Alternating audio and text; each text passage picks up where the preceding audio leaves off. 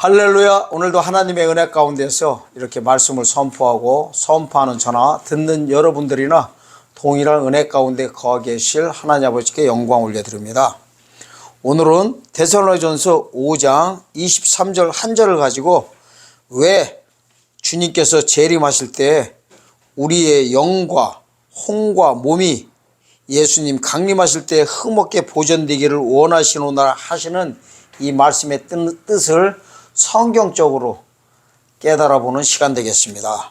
오늘 은혜 받으실 하나님의 말씀은 데살로니가전서 5장 23절입니다. 한 절만 하기도 참 처음인 것 같습니다. 데살로니가전서 5장 23절. 본문을 제가 원래 좀 길게 잡는 편인데 아주 한 절 잡습니다.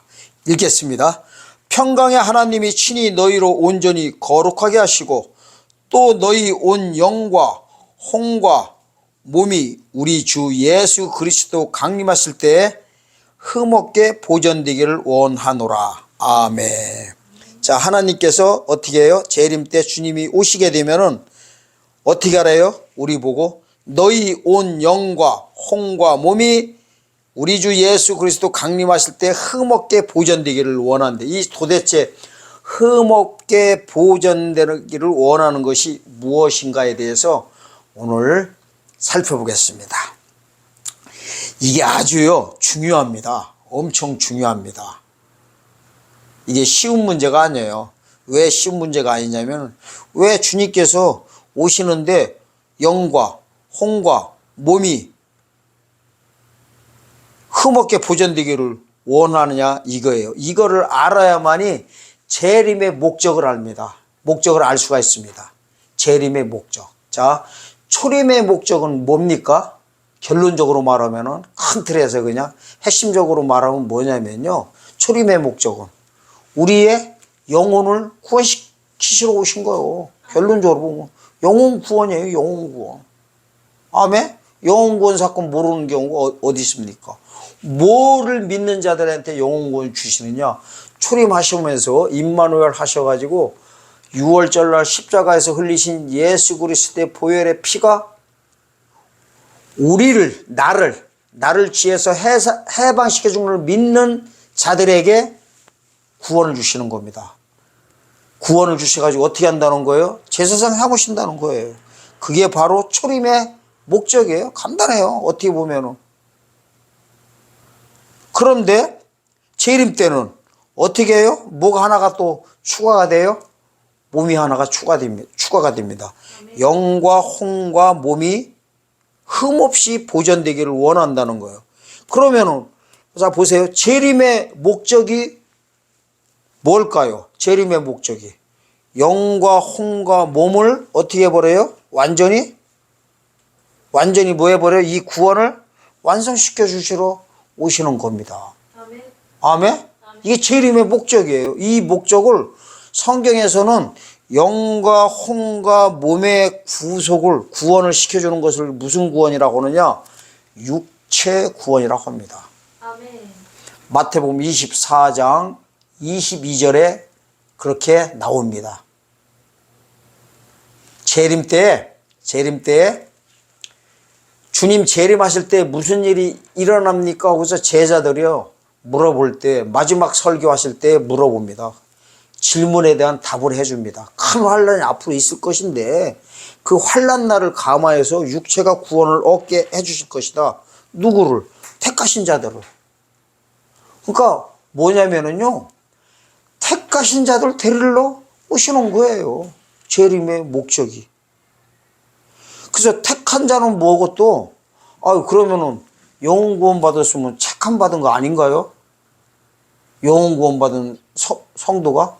성경에서는 그렇게 안 나와요. 택함 받은 게 아니라 영혼 구원 받은 거요. 그러니까 초림하신 예수님을 믿고 구원받은 성도들한테 성경에서 뭐라고 하느냐? 택함 받았다고 안 오고요. 청함 받았다고 합니다. 청함 받은 상태예요. 그러니까 초림의 목적은 청함시켜가지고 불러가지고 구원시키는 것이라면은 재림 때는 청함받은 자를 상대로 택함시켜버리는 거예요. 그러니까 지금까지 말한 게 계속 이제 연결이 됩니다. 그래서 성경이 전부 다 해석되게 돼 있어요. 만약에입니다. 만약에 주님 오실 때 여러분들이 그동안 알고 있는 것처럼 어떻게 알고 있어요?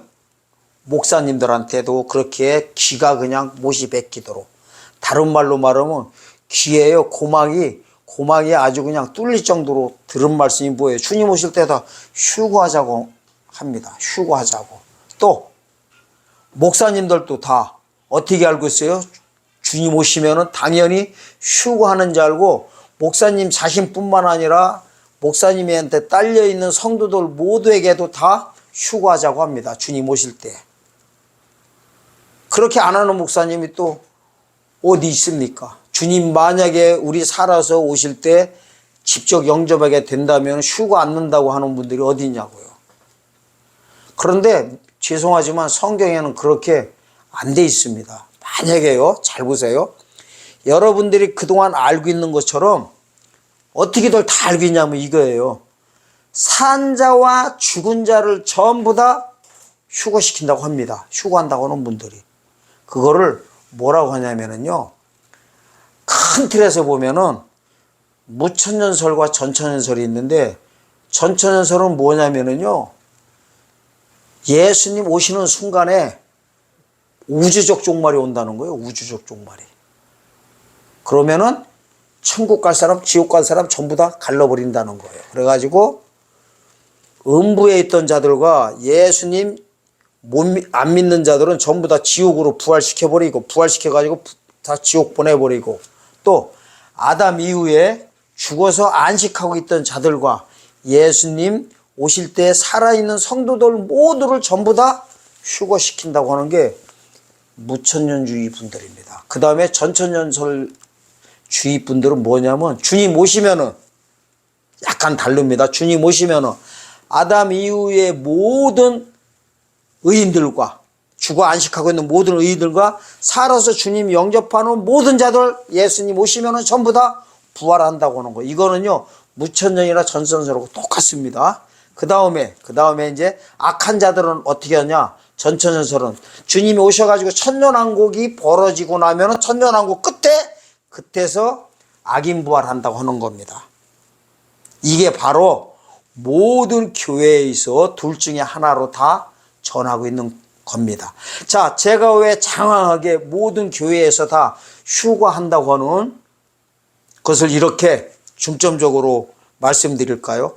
만약에 여러분들이 알고 계신 것처럼 전부 다 주님 오시면 휴거할 것 같으면은요, 막말로 죽은 자들, 죽어서 안식 들어가 있는 의인들, 아담 이후의 모든 의인들을 전부 다 부활시킬 것 같으면은 여기서요, 오늘 본문에서처럼 몸을 흠없게 보존하라고 했을까요? 그럼 하나님이 정신 나가신 거예요. 만약에 그렇다면은요. 하나님이 정신 나가셨다니까요. 왜? 뭘 영과 혼을 보존하라고 하면 흠없게 보존하면 이해가 가요. 왜? 영혼구원 받았으니까. 근데 몸뚱이까지 왜 나오냐 이거예요. 이게 유심히 살펴봐야 될 문제, 이게 어영부영 지나갈 일이 아닙니다. 이게요, 모든 의인들이 주님 재림하면은 전부 다 휴거시킨다고 하는 장절이 어디 때문에 그러냐면요, 요 바로 앞장 때문에 그래요. 데살로니가서 4장이요. 4장 16절에서 17절 때문에 그래요. 16절 17절 한번 읽겠습니다. 그 근원적인 원인을 밝혀드릴게요. 그렇게 주장하는 원인을. 데살로니가서 5장 4장 16절에서 17절에 보면, 주께서 호령과 천사장의 소리와 하나님의 나팔로 친히 하늘로 쫓아 강림하시리니 그리스도 안에서 죽은 자들이 먼저 일어나고 그 후에 우리 살아남은 자도 저희와 함께 구름 속으로 끌어올려 공중에서 주를 영접하게 하시리니 그리하여 우리가 항상 주와 함께 있으리라. 무슨 말이에요? 16절에 보니까 뭐라고요? 그리스도 안에서 죽은 자들이 먼저 일어난대. 이거는 무슨 소리냐면요, 아담 이후에 죽어서 안식하고 있는 자들이 전부 다 일어난다는 소리예요. 그 다음에 17절. 그 후에 우리 살아남은 자는 누구예요? 예수님 오실 때 살아있는 모든 성도들을 가리킨다고 합니다. 이렇게 해석하니까 이렇게 보면은 맞아요, 안 맞아요? 맞지요. 이때 죽은 자도 부활시키고 살아있는 자도 다 부활시켜가지고 끌어올린다는 게 뭐냐면요, 헬라어로 할파조라는 단어를 쓰는데 이 끌어올린다는 게 바로요 라틴어로 휴거예요. 휴거. 아멘? 헬라어로는 휴거라는 단어가 없어요. 끌어올린다는 건 뭐냐면은 이렇게 생각하면 돼요. 낚아채다는 뜻이에요. 낚아채서 올라가는 거야. 자석 생각하면 돼요. 자석이 N극과 S극 만났을 때 어떻게 해요? 그냥 강력하게. 왜 고물상 같은 데 보면요, 전자 자석 같은 게 보면 위에서 딱 있으면은 대면은 어떻게 돼요? 철은 그냥 다 달라붙어 버려요. 그렇게 생각하시면 돼요. 낚아채다는 뜻이에요. 잡아 낚아채다는 뜻이 할파조예요. 할파조. 그러니까 휴거라는 거는 원래 라틴어에서 나온 거예요. 그러니까 다 어떻게 하는 거예요? 구름 속으로 끌려 올려간다는 거, 휴거한다 이렇게 나옵니다. 하지만은 오늘 이제 제가 보여드려요. 여기는 지금 누가 쓴 거예요? 바울 서신이에요. 바울 서신. 바울은요 죽어 천국 가는데 사명의 한계가 거기까지예요. 그래서 바울 서신으로는 성경을 해석했다가는 안 된다 이렇게 문자적으로 나옵니다. 특히 종말로는 하면은 안 된다고요. 아멘? 종말로는요 사도 바울 서신서로 하지 마라 그래요. 그러면은 어려워서 해석이 안 된다 이래 버려요. 무슨 얘기 하다가요? 흠없게 보존된다는 말씀을 하시고서 그 다음 절에서 이렇게 나와 버려요. 그런 관계를 내가 문자적으로 보여드립니다. 그 이유를 설명드리겠습니다. 한번 가서 보겠습니다. 베드로후서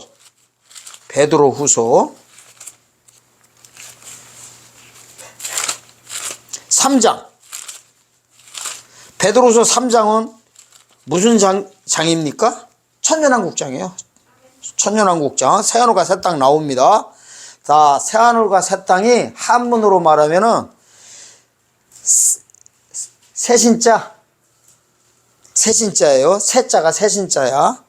하늘은 하늘천, 땅은 말 그대로 땅지. 그래가지고 신천지예요. 신천지 이름이 여기서 나왔어요.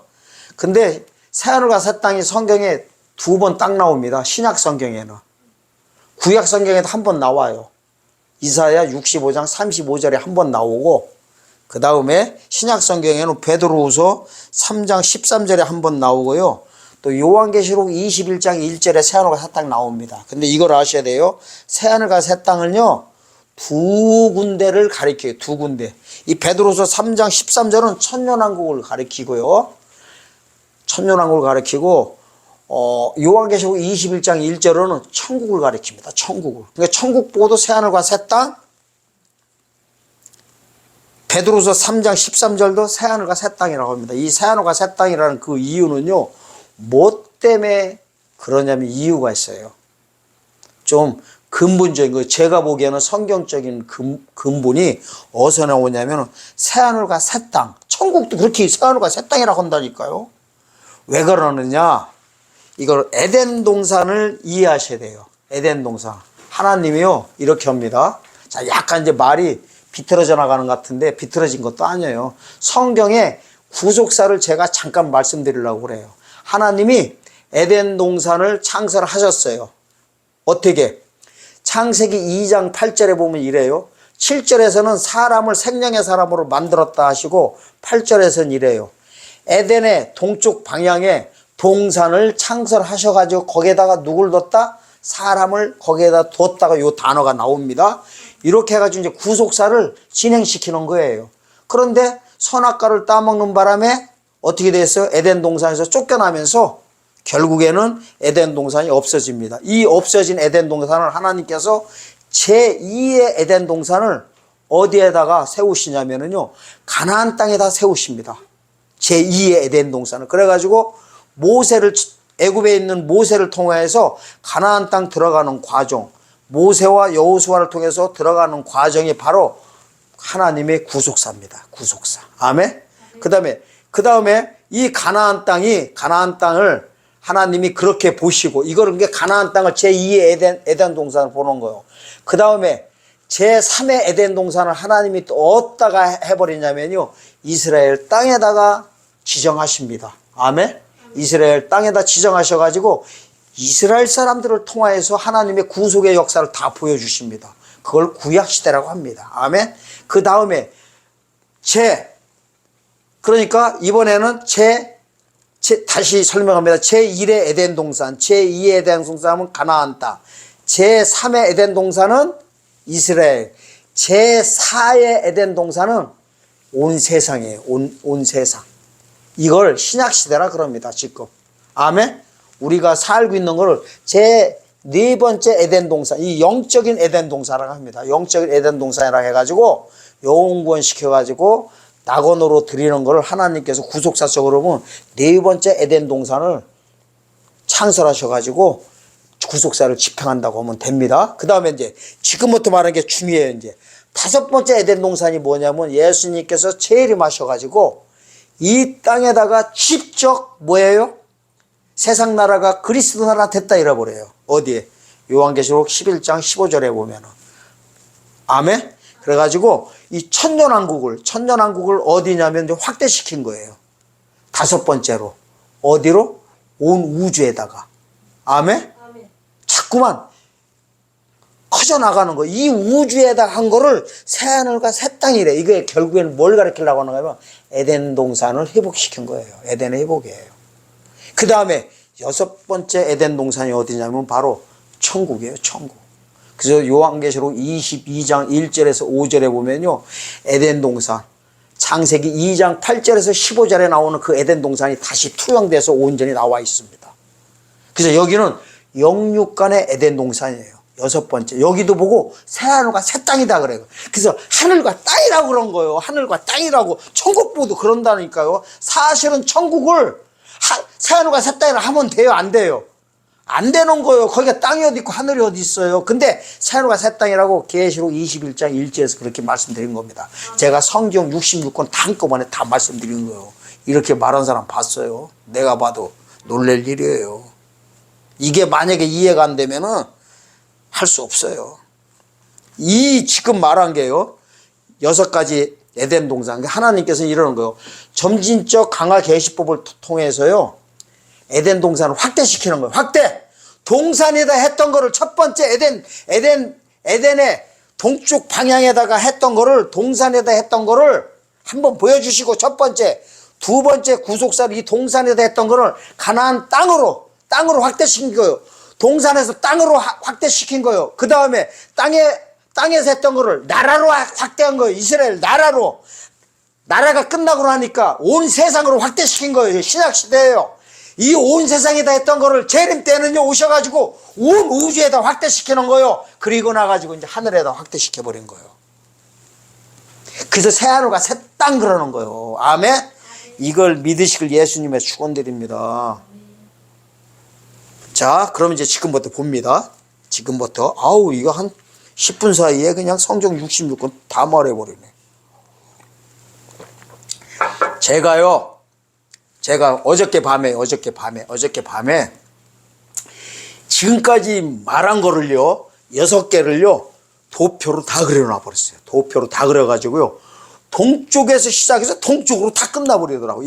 이걸 구속사를요, 전부 다 뭐까지 하는지 아세요? 행위 언약까지 다 이 6군데마다 하나님의 행하시는요, 첫 언약과 새 언약의 관계성에 대해서 다 그냥 밝혀놔 버렸어요.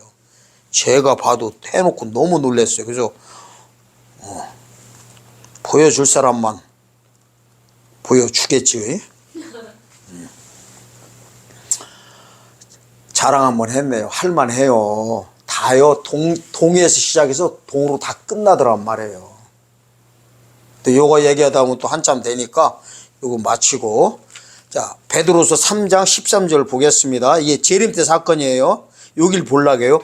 우리는 그의 약속대로 그의 거하는 바 새하늘과 새 땅을 바라보는 거예요. 여기는 천년왕국이에요. 이러므로 그러므로 사랑하는 자들아 너희가 이것을 바라보나니 주 앞에서 점도 없고 흠도 없이 평강 가운데 나타나기를 힘쓰라. 여기도 아까 데살로니가서 5장 23절과 똑같은 말씀을 쓰고 계시죠. 영과 홍과 몸 얘기는 안 했지만 똑같은 거요. 14절 보세요. 다시. 그러므로 사랑하는 자들아 너희가 이것을 바라보나니 바라보래요. 뭐를? 주 앞에서 재림 예수님 앞에서 점도 없고 흠도 없이 평강 가운데 나타나기를 힘쓰라 그래요. 아멘. 여기를 보고 아까 데살로니가서 5장 23절 다시 보겠습니다. 평강의 하나님이 친히 너희를 온전히 거룩하게 하시고 또 너희 온 영과 홍과 몸이 우리 주 예수 그리스도 강림하실 때 흠없게 보존되기를 원하노라. 여기 흠없게 보존되기를 원하는 거나 점도 없고 흠도 없이 평강권에 나타나기를 힘쓰라고 하잖아요. 재림 때. 이 이유를 아셔야 됩니다. 왜냐면요. 이 바라는 자들한테 두 번째 나타난다고 나왔어요. 히브리서 9장 28절에는. 바라는 자들에게 뭘 바라는지 알아야 주님 만날 거 아니에요. 뭘 바라는지 아세요? 뭐를 바라야 되는지 잘 보세요. 이제 답 말해드리고 이제 또 문제집 들어갈게요.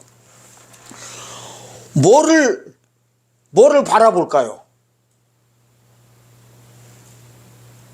결국엔 이거예요. 간단해요. 주님 오실 때 휴가하려고 하지 말고 영혼은 우리가 구원받았어요? 안 받았어요? 구원받았으니까 흠이 있을까 없을까요? 흠이 없지요. 죄와 상관없다 그래요. 이 구원받은 자들은. 히브리서 9장 28절에 보면은 죄와 상관없어요. 우리가. 그런데 뭐는 이제 죽게 돼 있어요. 히브리서 9장 27절에 보면은 한 번 죽는 것은 정해졌어요. 이 정해져 있는 거를 재림하시면서 풀러오시는 거예요. 풀러. 이 정해진 것만 맨날 생각하니까 죽어 천국 가는 것만 생각하니까 성경이 해석이 안 되죠. 히브리서 9장 27절과 28절의 관계성을 완전히 이제 현미경식으로 살펴봐야 돼요. 정해졌어요. 신약 시대까지는. 재림 때는 이 정해진 거 풀러오시는 거예요. 푸는 방법이 9장 28절에서 나와요. 어떻게 나오는지 아세요? 자, 죄와 상관없는 자들에게 원죄를 쓰고 있어요. 죄와 상관없는 게 뭐예요? 영혼 구원 받은 거예요. 초림하신 예수님을 믿고 구원 받은 거라고 했잖아요. 영혼 구원은. 그게 영혼 구원 받은 상태에서 이거예요. 구원에 이르게 하기 위하여. 미래형의 구원을 쓰고 있어요. 구원에 이르게 하기 위하여 자기를 바라는 자들에게 두 번째 나타나리라. 바라야 되는 거예요. 뭘 바라는 거예요? 죽을 몸을 죽지 않는 몸으로 바꿔주러 오시는 주님의 사역을 바라보는 게 바로 뭐예요? 흠없이 주님 영접하게 되는 거예요. 아멘? 자, 영혼은 흠이 있어요, 없어요? 우리가 이미 구원받아서 흠이 없는 걸로 보는 거예요. 근데 몸은 흠이 있어요, 없어요? 있는 거예요. 왜? 정해졌으니까 죽는 거예요. 그래서 무덤 속에 들어가는 거예요. 예수 믿고서. 이 흠 있는 거를 흠 없이 해주러 오는 거를 어떻게 해요? 바라보는 거예요. 그것이 바로 점도 없고 흠도 없이 평강 가운데 나타나기를 힘쓰는 거예요. 이게 바라보는 거예요. 만약에요, 이거를 행위에다 맞춘다고 하면은, 만약에요, 점도 없고 흠도 없이 주님 성결하게 만나라고 하면은요, 누구부터 못 만난지 아세요? 저부터 못 만나요. 내가 어떻게 행위대로 해가지고 흠도 없이 점도 없이 깨끗하게 주님 만나요. 이거는 믿음을 가리키는 거예요. 믿음을. 아멘? 구원에 관한 믿음이에요. 이게 그래서 히브리서 9장 28절에서 구원에 이르게 하기 위해 이런 거예요. 조건부예요. 이르게 하려면 어떻게 해요? 자기를 바라는 자들에게 두 번째 나타난대요. 그러니까 이제 해석하면 이거예요. 간단해요. 흠 없는 자들이, 죄와 상관없는 자들이 두 무리로 바뀐다고요. 히브리서 9장 28절 같이 바라는 자들이 있고 뭔지도 모르고 휴거만 하려고 하고 있는 사람이 있고, 쉽게 말하면 휴거하려고 있는 게 뭐예요? 바라는 걸 모르는 거예요. 이 몸에 구속해주러 오는 메시아의 사역을 모르는 거예요. 왜? 듣질 못했으니까. 전파하는 자 없이 누가 들으리요. 이 무서운 단어예요. 아멘? 영혼 구원 받는 거는요, 넓은 문에서 구원이라고 성경 나와요. 그 다음에 요 육체 구원은 좁은 문에서 구원이라고 해요. 그래서 요걸 정확히 또 말하겠는 데가 안 갈 수가 없네요. 누가복음 13장 가보세요. 여기 보면은 이렇게 나와요. 13장 23절부터 25절까지 보겠습니다. 이래요. 혹이 여짜오되 주여 구원을 얻는 자가 적으나이까. 자, 미래형의 구원을 쓰고 있습니다. 구원을 받은 게 아니에요. 예? 두 번째 구원을 말하는 거예요. 여기서는 혹이 여짜오되 주여 구원을 얻는 자가 적으나이까. 저에게 이르시되 좁은 문으로 들어가기 힘쓰라. 내가 너에게 이르노니 들어가기를 구하여도 못하는 자가 많으니라. 이게 하나님이 하신 말씀이에요. 그러니까 넓은 문과 좁은 문의 관계성, 즉 영혼구원과 육체구원의 관계성을 알아야만이요 이걸 해석할 수가 있어요. 자, 좁은 문 들어가기 힘쓰래요. 그러나 이래요. 그러나 내가 너에게 이르노니 들어가기를 구하여도 못하는 자가 많대요. 자, 이거는 무슨 말이냐면 이거예요. 재림 예수님을 만나려고 하는 거를 들어가기를 구하는 거예요. 재림 예수님 오시면 안 만나고 하는 사람이 어디 있어요? 다른 말로 말하면 마라나타 하고 있는 거예요. 마라나타 주 예수 어서 오시옵소서. 이거 아는 사람이 또 어디 있냐고요. 마라나타 모르는 사람이 어디 있냐고요. 마라나타 가지고 주님 못 만난다니까요. 열처녀배에서 이 마라나타 하는 거를 뭘로 하냐면 등불 갖고 있는 걸로 다 보는 거예요. 등불 갖고 있는 거. 등불은 다 갖고 있어요. 미련한 처녀도 마라나타 하고 있었어요. 뭐 보면 아는지 아세요? 우리 불이 꺼져가니 기름 빌려달라고 하니까요. 불은 기름은 있었다니까요. 무슨 말이냐면 마라나타 하고는 있었어요.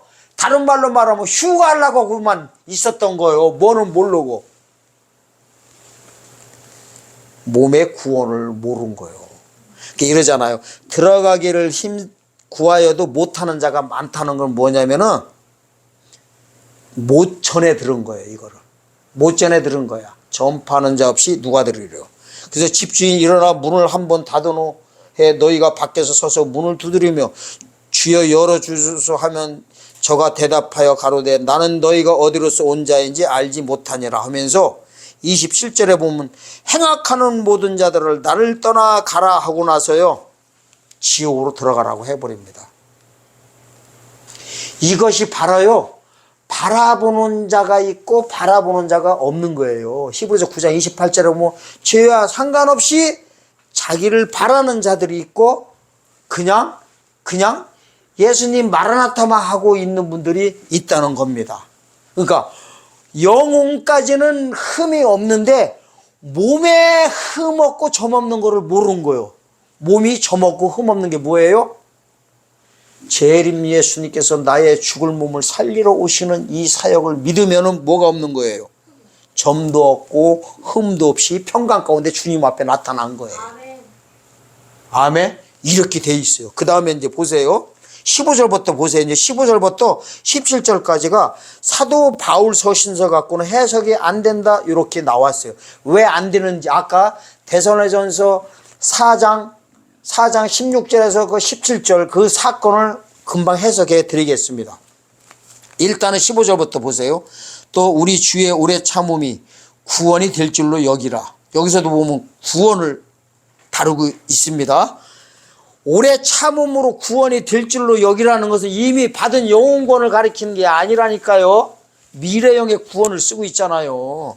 그 다음에 우리 사랑하는 형제 바울도 그 받은 지혜대로 너희가 이같이 썼고 또 그의 모든 편지에도 이런 일에 관하여 말하였으되 그 중에 알기 어려운 것이 덜어 있으니 뭐라고 나왔어요? 그중 알기 어려운 것이 덜어 있으니 요게 밑줄 쫙이에요. 알기 그 중에 이게 모든 서신서에다 썼다는 거예요. 썼는데 뭐라고 나와요? 베드로후서 3장 16절에 보니까 또 그의 모든 편지에도 이게 바울 서신이에요. 이런 일에 관하여 이런 일이 뭐예요? 새로가 새 땅에 관해서 천년왕국에 대해서 말하였으되 뭐라고 해요? 그 중에 알기 어려운 것이 덜어 있으니 아멘?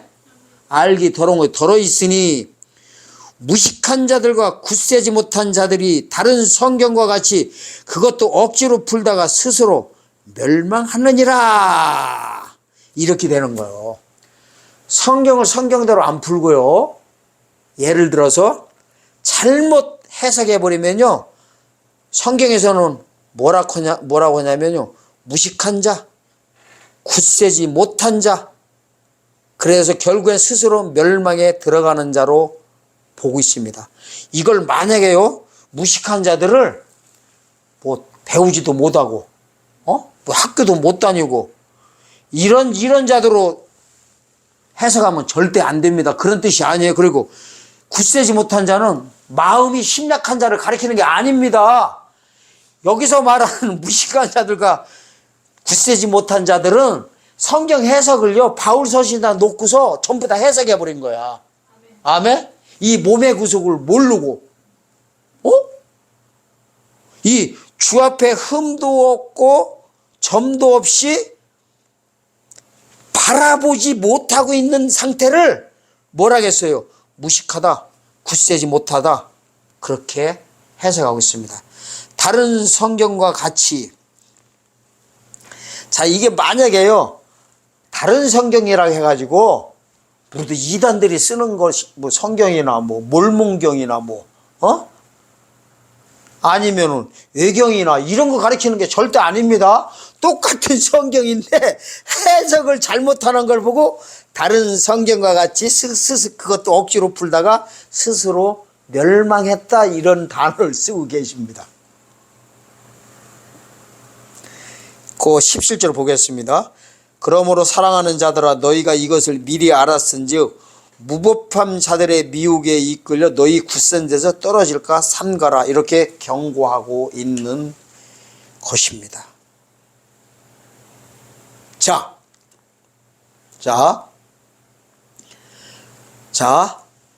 다시 이제 본문으로 넘어가겠습니다. 데살로니가전서 5장 23절로 다시 넘어가겠습니다.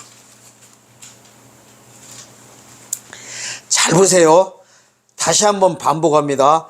만약에요, 주님 오실 때 다 휴거시킬 것 같으면, 다른 말로 말하면 산 자, 죽은 자까지 다 부활하는 판에 몸을 갖다가 흠없게 보존을 하고 했을까요? 안 했을까요? 만약에 그렇다면 죽은 자도 지금 죽어서 몸뚱이가 썩어 없어진 성도들까지 다 부활시키는 판에 살아서 주님 영접하는 자들을 혼과 영과 몸을 흠없게 보존되기를 원한다고 하셨겠냐 이거예요. 하실 리가 없겠죠.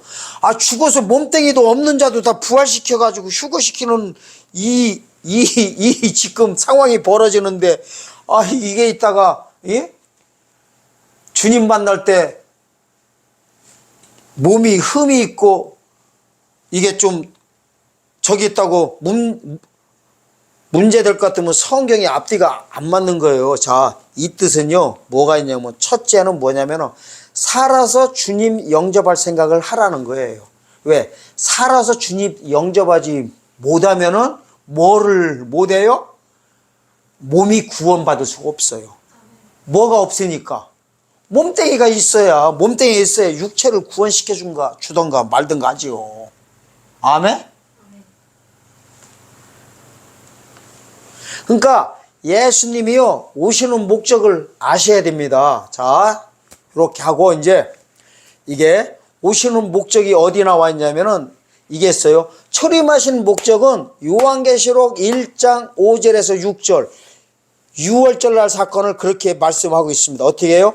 예수 그리스도의 보혈의 피가 우리를 죄에서 해방시켜서 제사장 삼어 주실 것이다. 이렇게 나와 있는 것이 초림의 목적입니다.